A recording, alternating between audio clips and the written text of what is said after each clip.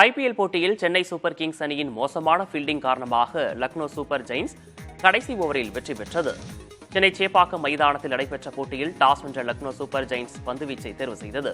அதன்படி முதலில் பேட்டிங் செய்த சென்னை சூப்பர் கிங்ஸ் அணியின் தொடக்க வீரர் ரஹானே ஒரு ரன்னில் ஆட்டம் இழந்து ஏமாற்றம் அளித்தார்.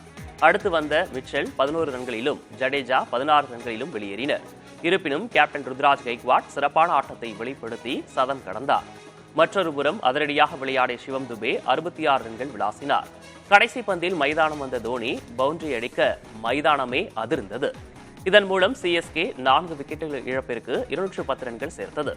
இதனைத் தொடர்ந்து களமிறங்கிய லக்னோ சூப்பர் ஜெயின்ஸ் தொடக்க வீரர்கள் டிகாக், ராகுல் அடுத்தடுத்து விக்கெட்டுகளை இழந்தாலும் ஸ்டாய்னிஸ் சதம் கடந்து அணியின் வெற்றிக்கு வித்திட்டார்.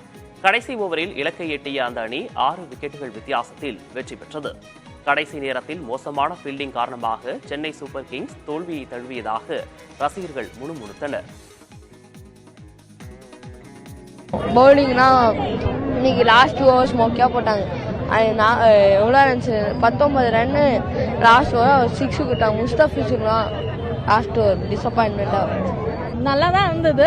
ஆனா என்ன நம்ம லாஸ்ட் அந்த 2 ஓவர்ஸ்ல கொஞ்சம் அதிகமா ரன்ஸ் விட்டுட்டோம்னு நினைக்கிறேன். ஸோ அதனால தான் இன்னைக்கு சிஎஸ்கேனால ஜெயிக்க முடியல.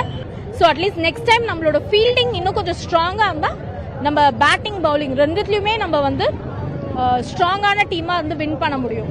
நல்ல மேட்ச் தான், அடுத்த மேட்ச் ஜெயிக்கலாம். பட் இந்த மேட்ச் நல்ல ஃபீல்ட செட் பண்ணிருக்காங்க. கேட்டா பிளேயிங் லெவல்ல நிறைய இருந்த ஃபீல்டர்ஸ் இப்ப இல்லாம இருக்காங்க. பட் நல்ல ஃபீல்டர்ஸ் வச்சிருக்கலாம் ப்ரோ. பட் இருந்தா ஜெயிச்சிருக்கலாம்.